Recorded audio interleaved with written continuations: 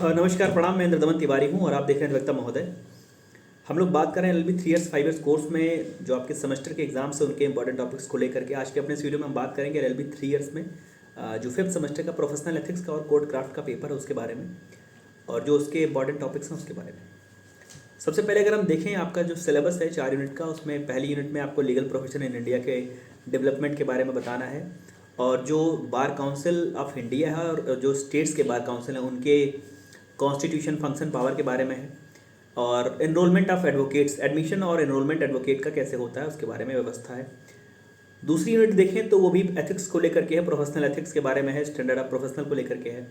क्या ड्यूटी होनी चाहिए एडवोकेट की towards his client, towards his colleague, towards court magistrate, वो चीज़ें हैं, और उनका जो कंडक्ट और एटिक्वेट के बारे में है वो चीज़ है। तीसरी यूनिट आपकी बार बेंच रिलेशनशिप को लेकर के है कि एडमिनिस्ट्रेशन ऑफ जस्टिस, जो न्याय निर्णय की व्यवस्था है उसमें कैसे पार्टनर हैं, कैसे ऑफिसर हैं, जो वकील है, अधिवक्ता है, वो प्रोफेशनल मिसकंडक्ट के बारे में है, और जो एडवोकेट्स को राइट्स और प्रिविलेजेस मिले हुए हैं, जो अधिकार और विशेषाधिकार मिले हुए हैं उसके विषय में टॉपिक्स हैं। और जो चौथी यूनिट आपकी कंटेम्प्ट ऑफ कोर्ट एक्ट 1971 के बारे में है, जिसमें जो कंटेम्प्ट है, इंडिया में कंटेम्प्ट है, कोर्ट का कंटेम्प्ट है, उसके हिस्टोरिक डेवलपमेंट के बारे में चीज़ें हैं। कंटेम्प्ट के कितने प्रकार होते हैं उसके बारे में है, काइंड्स ऑफ कंटेम्प्ट है, और जजेस के, मजिस्ट्रेट, लॉयर्स और अदर पर्सन्स के द्वारा कंटेम्प्ट कैसे हो सकता है इसके बारे में, और जो कॉग्निजेंस प्रोसीजर उसका कंटेम्प्ट ऑफ कोर्ट वाली चीज़ का है उसके बारे में। हम अगर सवालों की अगर बात कर लें तो एक सबसे जो आपके लिए इंपॉर्टेंट सवाल है वो दोनों, जो बार काउंसिल ऑफ इंडिया है और स्टेट बार काउंसिल है। तो बार काउंसिल ऑफ इंडिया और स्टेट बार काउंसिल में आप देखेंगे तो जो उनके फंक्शंस हैं, बार काउंसिल ऑफ इंडिया का वही काम पूरे देश के लिए है, स्टेट बार काउंसिल का अपने प्रदेश के लिए। तो बार काउंसिल ऑफ इंडिया और स्टेट बार काउंसिल के जो कॉन्स्टिट्यूशन को, उनके पावर्स को, फंक्शंस को, ड्यूटीज़ को कायदे से पढ़ करके आने की आवश्यकता है, वहाँ से आपको एक सवाल मिलने की उम्मीद है। हिस्टोरिकल डेवलपमेंट को लेकर के भी सवाल काफ़ी बार पूछा गया है कि इंडिया में लीगल प्रोफेशन का जो डेवलपमेंट हुआ, विकास हुआ, कैसे हुआ, और कैसे इस प्रोफेशनल एथिक्स का उद्भव हुआ, कैसे प्रोफेशनल एथिक्स वाली बात लाइट में आई।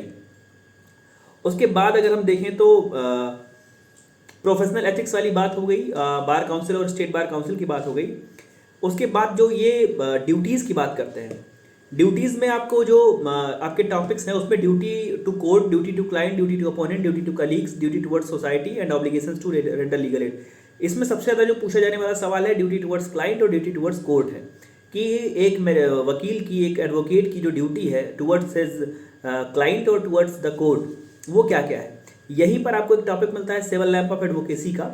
यदि वो सवाल अलग से पूछा जाता है, चूँकि ऑनर्स में तो लॉन्ग में आया है वो, अगर आपसे वो चीज़ लॉन्ग में पूछी जाती है तो उसको सिविल लैम्प्स ऑफ एडवोकेसी, मतलब कि वो वकीलों के 7 प्रकार के गुण बताए गए हैं, गुण बताए गए हैं। तो वही चीज़ अगर आपको वहाँ पे लिखने के लिए नहीं आता है तो भी आप ड्यूटीज़ में लिख सकते हैं कि ये सब चीज़ें उनके साथ होनी चाहिए। तो सिविल लैम्प्स ऑफ एडवोकेसी वाला टॉपिक और इनकी जो ड्यूटीज़ हैं उसको कायदे से पढ़ने की ज़रूरत है। उसके बाद हम देखें तो जो प्रोफेशनल मिसकंडक्ट वाला टॉपिक है, प्रोफेशनल मिसकंडक्ट आपके लिए बहुत ज़रूरी है। बोले तो व्यावसायिक कदाचार ऐसा शायद इसकी हिंदी है। तो बार बेंच रिलेशनशिप में चूंकि एक कहें तो सहज संबंध होने चाहिए बार और बेंच के बीच में, तो वहाँ पे यदि कोई मिसकंडक्ट होता है जो इस प्रोफेशन के अंतर्गत होता है तो प्रोफेशनल मिसकंडक्ट के बारे में आपको तैयार रहना है, वहाँ से सवाल आने की उम्मीद है। बार बेंच रिलेशनशिप पर निबंध जैसा एक निबंधात्मक प्रश्न बहुत बार पूछा गया है कि कैसे संबंध होने चाहिए।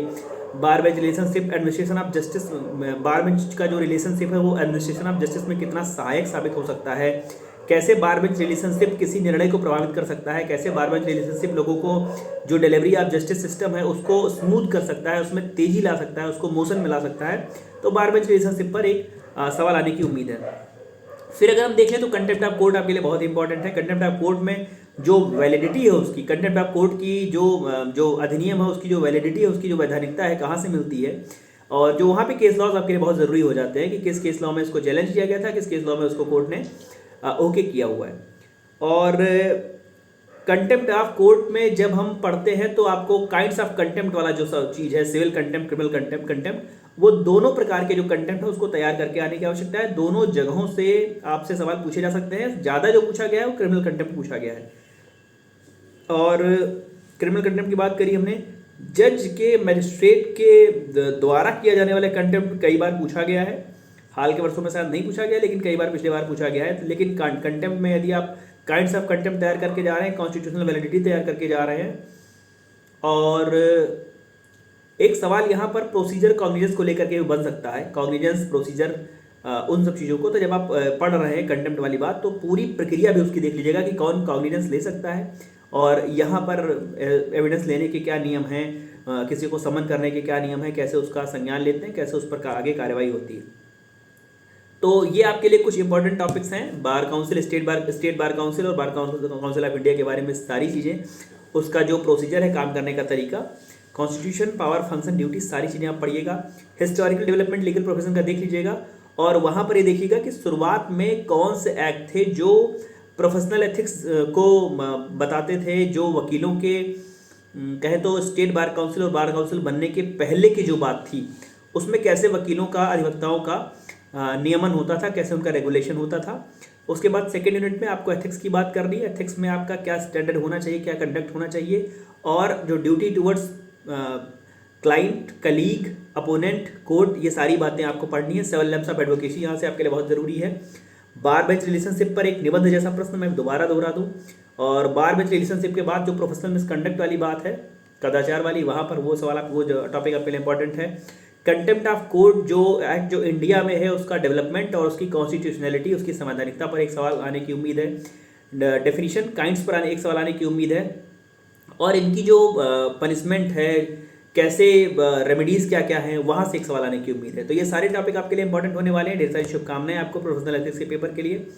मुझे लगता है शायद आपका एक अगला पेपर ऑप्शनल होगा शायद, तो ढेर सारी शुभकामनाएं आप सभी को। All the best.